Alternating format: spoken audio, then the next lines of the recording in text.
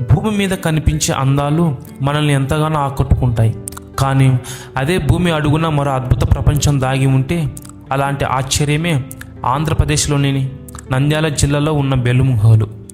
మొదటి చూపులో ఇది ఒక సాధారణ ప్రవేశ ద్వారంలా కనిపిస్తుంది. కానీ లోపలికి అడుగుపెట్టిన కొద్దిసేపటికే మనం లక్షల సంవత్సరాల క్రితం ప్రకృతి నిర్మించిన మరో ప్రపంచంలోనికి వెళ్ళినట్టుగా అనిపిస్తుంది.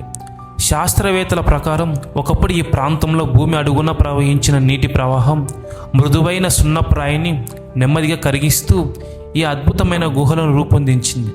ప్రకృతి ఒక రోజుల కాదు, లక్షల సంవత్సరాల పాటు ఓర్పుతో చెక్కిన కళాఖండమే ఈ బెలూమ్ గుహలు. లోపలికి వెళ్తుంటే పొడవైన దారులు, ఎత్తైన గదులు, సహజంగా ఏర్పడిన రాతి ఆకారాలు ప్రతి మలుపులో ఒక కొత్త ఆశ్చర్యాన్ని చూపిస్తాయి.